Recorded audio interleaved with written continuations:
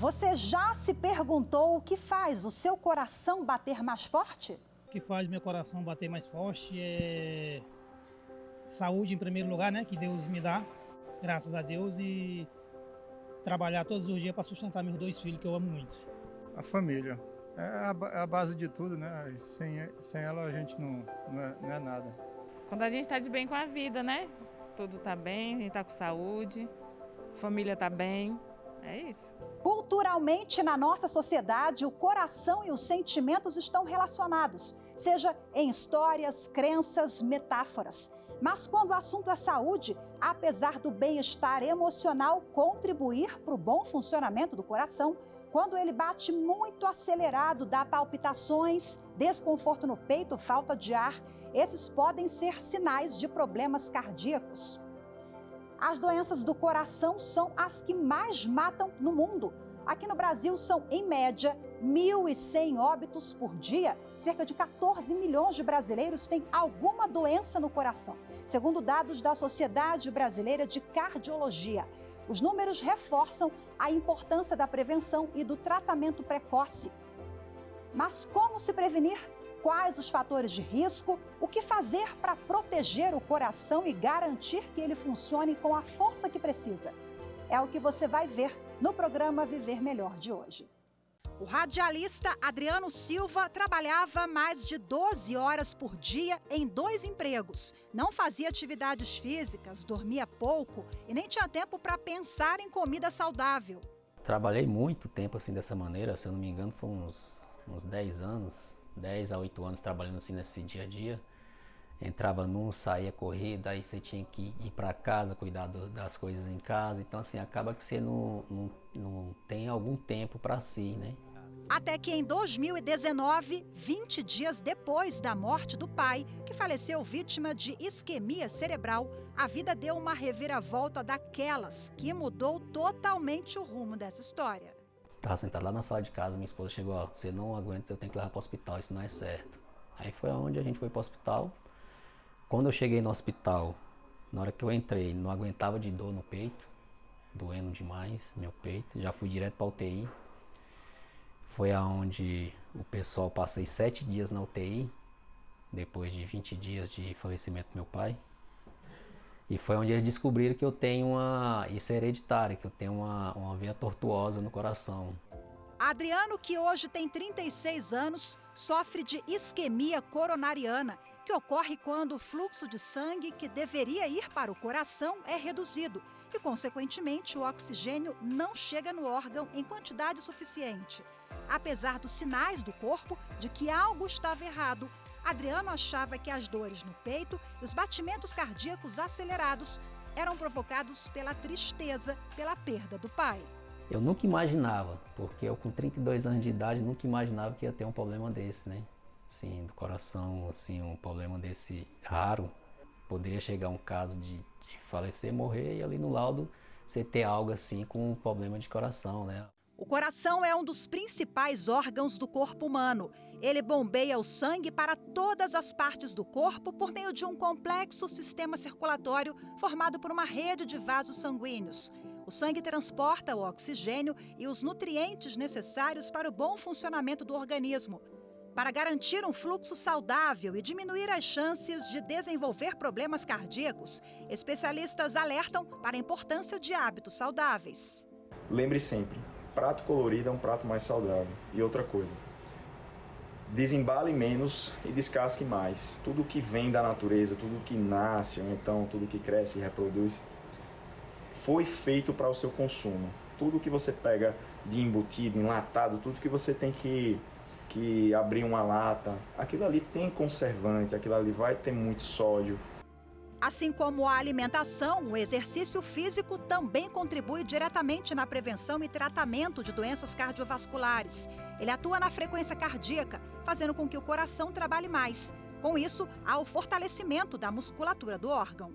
O exercício físico melhora a circulação sanguínea, fazendo com que tenha uma diminuição da pressão arterial. Um dos exercícios físicos mais indicados para a saúde do coração é a musculação e os aeróbicos, que seriam bicicleta, corrida, caminhada, entre outros. E para falar mais sobre a importância da prevenção e dos cuidados com a saúde desse órgão vital do nosso corpo, eu converso hoje no programa com o cardiologista e nutrólogo Dr. Daniel Magnoni e o cirurgião cardiovascular Dr. Estevan Krieger Martins. Sejam muito bem-vindos ao programa, obrigada pela participação de vocês. Eu vou começar o programa com o Dr. Estevan. Por favor, eu queria que o senhor explicasse para a gente quais são as principais doenças cardiovasculares, as mais comuns. Olá, Rafaela. É um prazer muito grande poder participar desse programa e ajudar a lançar luz sobre esse problema tão importante, né?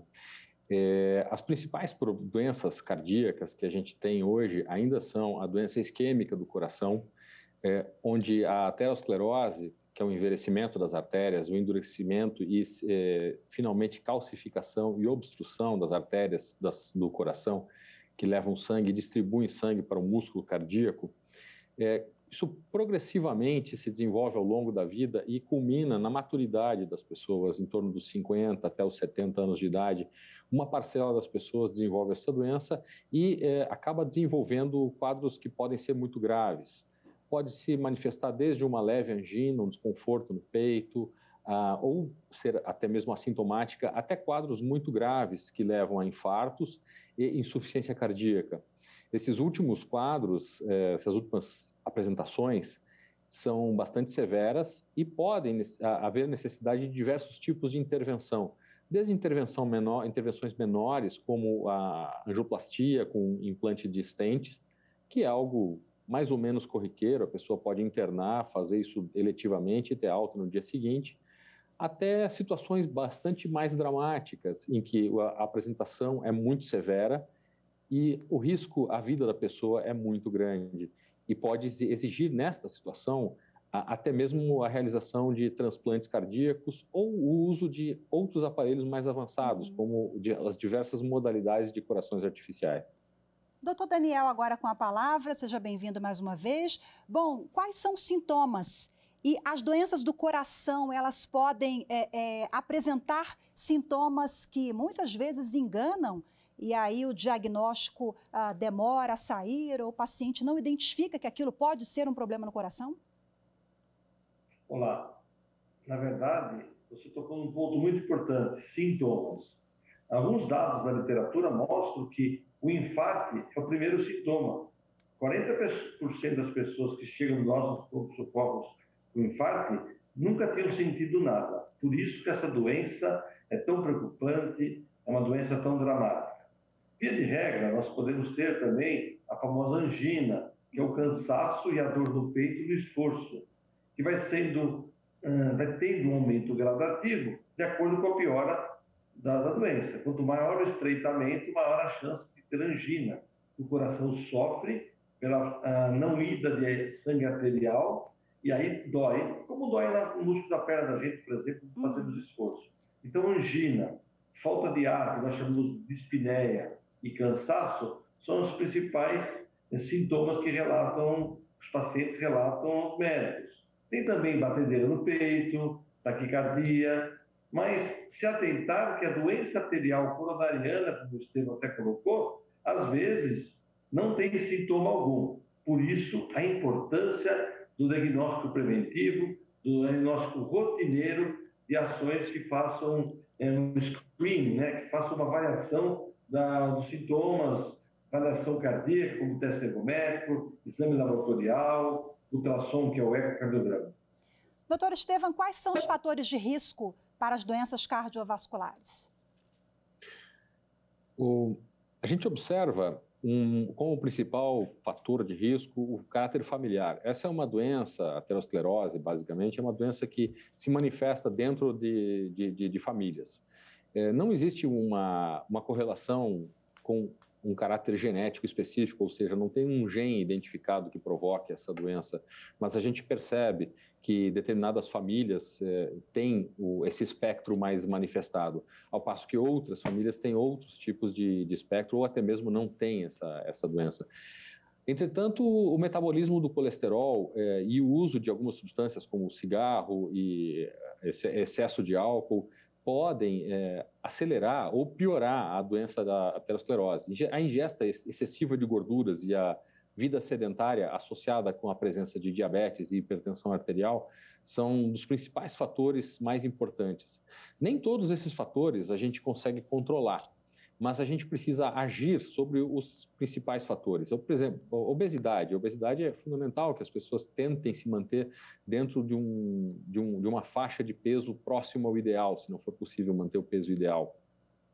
É necessário a cessação do fumo por quem fuma e evitar o uso abusivo de gorduras e de álcool como medidas preventivas para tentar se controlar o surgimento dessa doença ou a sua piora, para se controlar a evolução da doença. Se você me permite colocar, por favor, é a pergunta que se faz do paciente do consultório.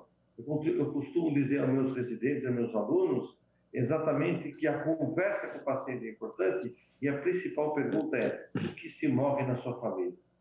A partir daí, nós vamos nos ater de uma forma muito mais incisiva na procura dos fatores de risco, na procura do estilo de vida que tão bem o Estevão colocou. Olha, pai, tio, irmãos, avó, mãe, com doença cardiovascular, que é doença arterial coronariana, doença cerebrovascular, que é, por exemplo, antecedentes de acidentes vasculares cerebrais, os famosos derrames, doença arterial periférica, diabetes da família, hipertensão, infarto anterior, são fatores que nós retiramos da conversa com o paciente que vão nos orientar a pedir uma série de exames, focar em alguns, não focar em outros. Não tenha dúvida nenhuma, do que se move da família é uma principal pergunta e a mais importante na primeira vez que o paciente chega no nosso consultório. O estresse, ele também pode ser um desencadeador de doença do coração, ou ansiedade, ou enfim, esses problemas emocionais? Pois recentemente foi reconhecido que estresse emocional de grande monta ou de grande intensidade e por um tempo prolongado pode levar a um quadro cardiológico similar a um infarto, sem ter o comemorativo da obstrução coronariana. Isso foi documentado, já existem bastantes estudos a esse respeito, e mostra claramente o impacto das emoções, como o coração é um órgão que responde ao nosso sistema límbico, às emoções que a gente sente. Ele, nesse caso, confirma a sabedoria popular, não é? E é interessante isso, porque a gente sabe que a função do coração é bombear o sangue para todos os órgãos da gente, e, teoricamente, ele não deveria ser um órgão tão responsivo, mas ele responde aos estímulos nervosos que a gente tem.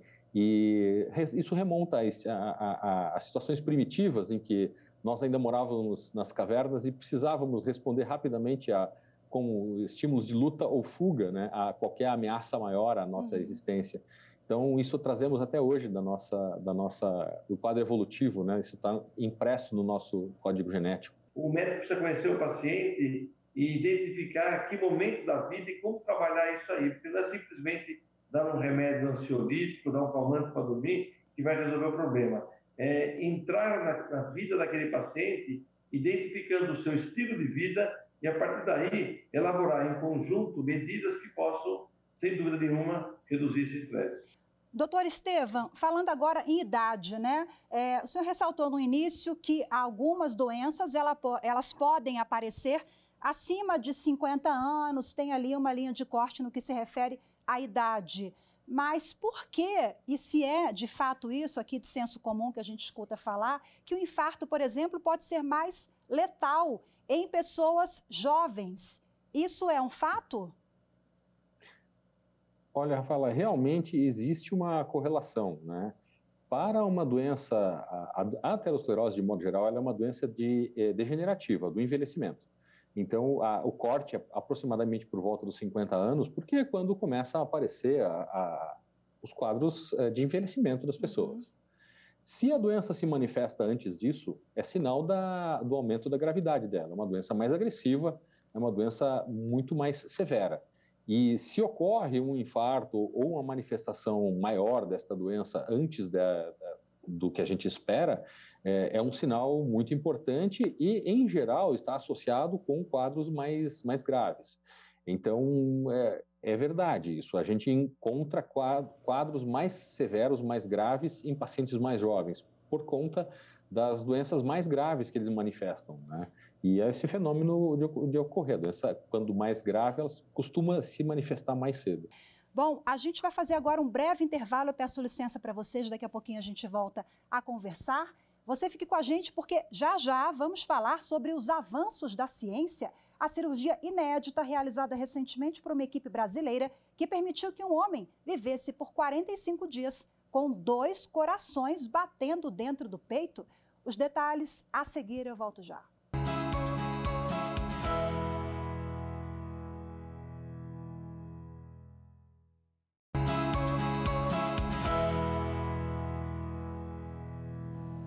A edição de hoje é sobre um órgão que trabalha 24 horas por dia, o coração.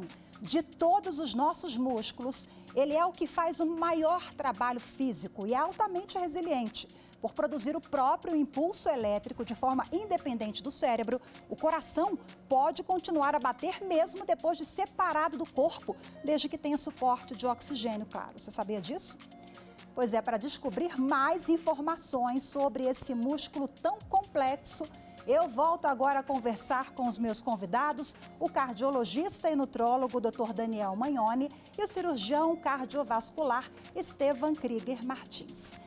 Bom, eu comecei aqui com essa informação que parece até mentira, né? Que o coração pode bater fora do corpo, né? Nós temos até, acho que um dado de, é claro que alguns minutos, né, gente? Acho que o máximo 23 minutos, salvo engano, em torno dessa média. Nós temos muitos mitos e verdades que envolvem esse órgão vital, né? Eu vou começar com o Dr. Daniel. Sobre uma informação aqui que o coração da mulher pode bater mais rápido que o coração do homem. É uma curiosidade, é mito, é verdade, é o quê? Procede, doutor Daniel? Eu acho que está relacionado com amor, uma paixão, muito mais com uma característica física da mulher. No passado, a gente tinha uma atitude machista, uma série de dogmas relacionados à mulher. Por exemplo, quando me perguntavam quanto pode beber de vinho, eu falava, o homem 2 copos, mulher 1 copo, 2 latas de cerveja para o homem e 1 para a mulher. E hoje, mulher e homem são completamente semelhantes. Nesse aspecto, as verdades, sabe, que se falava no passado, eram verdades jogadas ao léu, lendas urbanas. Não existe comprovação disso. Existem mulheres que têm uma frequência cardíaca aumentada. A mulher, no passado, tinha mais arritmia, o homem tinha menos arritmia, mas isso, à luz da verdade científica, dos trabalhos de hoje, não posso dizer que seja uma verdade absoluta. Doutor Estevan, do ponto de vista científico, então, síndrome do coração partido, mito ou verdade? Essa é uma síndrome que já foi bem documentada, né? E está relacionada a uma forte emoção. Por isso que é chamada de coração partido. Ela simula um infarto miocárdico, só que não tem a lesão da coronária, a lesão da aterosclerose. E com o tratamento adequado, ela costuma recuperar a função em alguns dias, semanas no máximo. Então, se deu o nome de coração partido porque foi detectada como relacionada a fortes emoções. E aconteceu mais e foi mais documentada em mulheres. Mas aí, nesse ponto, eu divirjo do Daniel, o que parece é que as mulheres dão mais atenção à saúde do que os homens, né? Então, a gente parece perceber, identificar mais e tratar mais as mulheres do que os homens, porque os homens tendem a ser um pouco menos atenciosos com a própria saúde. Uhum. E por isso a gente percebe que essas campanhas de esclarecimento voltadas para os homens são necessárias e esperamos que tenham efeito nos próximos tempos, né? Doutor Daniel, os ataques cardíacos têm uma incidência maior de manhã? É isso? Mito ou verdade? Verdade. Várias teorias foram colocadas sobre esse aspecto, mas o Estevam já colocou uma das coisas que nós temos em mente no nosso dia a dia de entender o paciente. De manhã cedo, o homem, um animal, se prepara para a agressão do mundo. E aquele homem que o Estevão colocou que morava numa caverna, ele saía para a caça, ele saía para a guerra, ele saía para enfrentar o mundo e trazer comida para a sua prole, para a sua tribo. Nesse momento, então, ele precisava estar protegido, como, por exemplo, para o sangramento. E veja que a proteção do sangramento é deixar o sangue mais coagulável, é a agregação plaquetária. E com o sangue mais coagulável e a agregação plaquetária, se formam mais troncos, mais coágulos, que ocluem as nossas artérias. Então, a nossa dosagem hormonal de hormônios de estresse é sempre maior quando a gente acorda. Todo animal é assim e o homem é um animal. Então, sem dúvida nenhuma, no período da manhã, nós temos maior incidência dos acidentes vasculares, tipo infarto agudo do miocárdio. Nesse aspecto também, por exemplo, a orientação dos nossos pacientes em pessoas com risco é que evitem uma atividade física exacerbada nos primeiros horários da manhã. Então, isso não é uma lenda urbana, como eu falei das outras coisas, mas é uma constatação científica verdadeira e você tem razão. Bom, de curiosidades, mitos e verdades que envolvem o coração, vamos agora aos avanços da ciência. O INCOR, o Instituto do Coração da Faculdade de Medicina da USP, fez recentemente uma cirurgia pioneira, um transplante que manteve 2 corações batendo no peito de um único paciente. Lincoln Paiva, de 55 anos, viveu com 2 corações durante quase 3 meses. A cirurgia foi para controlar a pressão alta no pulmão, uma das sequelas de um infarto que esse paciente teve no ano passado. E agora eu vou repercutir essa cirurgia pioneira que chamou a atenção de toda a comunidade científica com os meus convidados. Com a palavra aqui, o nosso cirurgião dos mais conceituados também do país, doutor Estevão. Por favor, é uma esperança, né? Significa uma esperança e a gente pode também falar desse pioneirismo, porque essa cirurgia já foi feita, mas para tratar a pressão do pulmão, isso é algo inédito. E o paciente está muito bem, que bom também, né? Como bem relatou, Rafaela, essa técnica não é nova, porém ela foi usada, neste caso, com maestria. Ela foi muito bem escolhida nesse caso relatado e foi muito bem conduzido o caso. Tem pacientes que evoluem com quadros muito graves de hipertensão pulmonar. Isso significa que o coração do lado esquerdo não funciona bem e aumenta a resistência ao sangue para o lado direito. Um coração que fosse transplantado de forma normal, comum, corriqueira nesse caso, ele não funcionaria direito, porque a pressão do lado direito é muito mais baixa. Nesses pacientes que já têm esse quadro de hipertensão pulmonar estabelecida, o uso de 2 corações em paralelo, que é este método que o colega utilizou, ele resolve esse problema e por algum tempo. Depois, existe uma tendência de cair a pressão, porque o coração vai se acomodando a essa nova situação, e o colega optou por remover o coração nativo e transformar no coração num transplante corriqueiro. E foi um grande sucesso e é um caso realmente marcante, que traz um novo emprego, uma nova forma de utilizar uma técnica que já era consagrada e que já foi muito utilizada, ou seja, não é algo que nós estamos explorando do zero. A gente vai falar do coração artificial daqui a pouquinho, mas antes eu quero ouvir o doutor Daniel sobre os avanços da medicina para os pacientes que sofrem de algum problema cardíaco. Hoje nós temos uma série de procedimentos, técnicas e métodos para que esse paciente tenha uma qualidade de vida melhor, né, doutor Daniel? O que o senhor destaca ao longo dos anos? Primeiro, é um entender, parece óbvio, mas não é tão óbvio, entender que a mudança do estilo de vida vai impactar diretamente na longevidade, na morbidade que é a doença e na mortalidade que é o grave depois da doença.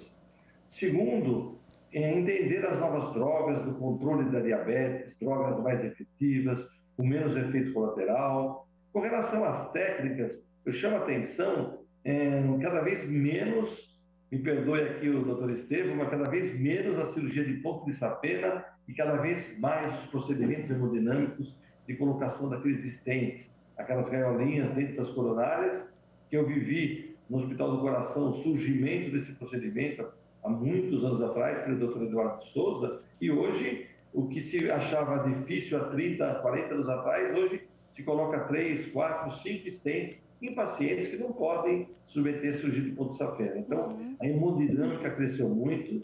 E, por outro lado, a cirurgia de congênito, crianças que são operadas já intraútero, crianças que o doutor Estevam e os outros cirurgiões operam logo depois que nascem, cateterismos intraútero, cateterismos logo após o nascimento. E, sem dúvida nenhuma, como você já colocou, a possibilidade imensa de várias formas de se fazer transplante cardíaco, a possibilidade imensa de se melhorar o controle do paciente na unidade de terapia intensiva. E aí, para finalizar, eu chamo a atenção para o crescimento das ações de nutricionista, fisioterapeuta, fonoaudiologia, psicologia nas unidades, integrando de uma forma multidisciplinar o apoio dos pacientes graves. Agora basicamente é isso. Vamos falar agora de mais uma possibilidade da medicina, né? Porque em setembro, nos Estados Unidos, uma mulher foi submetida ao primeiro transplante de um modelo de coração artificial. A paciente tem 57 anos e foi diagnosticada com insuficiência cardíaca avançada. O dispositivo, conhecido como Aeson, foi recém-lançado pela empresa francesa Carmat. Ele já tinha sido implantado em homens, mas o procedimento é relevante porque, ao contrário de outras tecnologias na área, a peça se mostrou compacta o suficiente para caber sem dificuldades em cavidades torácicas menores, encontradas com maior frequência em mulheres. Está aqui o modelo do coração artificial e aqui o protótipo da empresa francesa. Vamos voltar aqui ao telão com os meus convidados. Com a palavra, doutor Estevam, que já falou um pouquinho aqui para a gente do coração artificial. É uma esperança, então, sobretudo para mulheres que sofrem de insuficiência cardíaca? Sem dúvida, Rafael. Este sistema vem sendo desenvolvido por essa empresa francesa há mais ou menos uma década. E, finalmente, eles chegaram a um modelo compacto e diminuto o suficiente e eficiente o suficiente para ser implantado em pessoas com compleição física menor. Isso é uma nova fronteira, porque se rompe o limite de 80 quilos, precisaria ter uma compleição física grande, e podemos utilizar em pessoas menores e até mesmo crianças agora, porque ele vem atender uma necessidade, né, que também esses tamanhos de pessoas, a gente não consegue muitas vezes um órgão compatível, né? Não existe um doador do tamanho adequado. E o uso desse aparelho, ele vem a dar o tempo necessário para que essa pessoa fique aguardando o transplante e, enquanto isso, ela vive a sua vida normal, né? Agora, eu quero que você deixe uma palavra final a respeito da prevenção. A prevenção, acho que é, assim, uma ferramenta importantíssima também para a gente evitar que, às vezes, o problema se torne irreversível, né? Não tem dúvida nenhuma. A prevenção é a chave. A prevenção em qualquer tipo de doença, homem, mulher, no câncer, da doença cardiovascular, faz parte da ferramenta, o arsenal de ferramentas que nós podemos mudar a história de vida das pessoas. Perguntar do que se morre da sua família, identificar fatores de risco, atuar mudando o estilo de vida e, sem dúvida nenhuma, check-ups rotineiros, sequenciais, com ginecologista, com cardiologista, com clínico, vai fazer a diferença. Doutor Estevam, para a gente finalizar, eu comecei aqui o programa fazendo a conexão do coração, o sentimento, amor. Você acha que as pessoas precisam ter mais amor com esse órgão tão vital do nosso corpo, ter mais cuidado com o seu coração? Sem dúvida, Rafaela. É necessário ter bastante carinho com o próprio coração da gente, de quem a gente ama, né? Dos seus familiares e das pessoas que lhes são próximas. É necessário a gente tomar medidas preventivas, é necessário a gente vigiar. Para aquelas pessoas que não têm um caráter familiar importante, as medidas preventivas e os check-ups podem ajudar a ter um estilo de vida mais saudável e prevenir não ter doenças cardiológicas. Aquelas pessoas que têm doença, caráter familiar, os check-ups vão detectar no momento adequado onde a intervenção pode ser mais benigna e menos invasiva. e, em última análise, vão preparar a pessoa para ser tratada no momento adequado. E isso pode ter toda a diferença no futuro da pessoa, na qualidade de vida, na longevidade da pessoa e claro, no quanto que ela vai prover a sua família e vai ensinar a própria família a se cuidar nas próximas gerações. Ok, muitíssimo obrigada. Agradeço mais uma vez a participação dos médicos, meus convidados, Dr. Daniel Magnoni, Dr. Estevan Krieger Martins. Muito obrigada pelas informações, pelas explicações, viu? Grata pela presença, até a próxima. E muito obrigada a você também que nos acompanhou em mais uma edição do programa Viver Melhor. Nos vemos na próxima edição. Eu te espero. Tchau, tchau.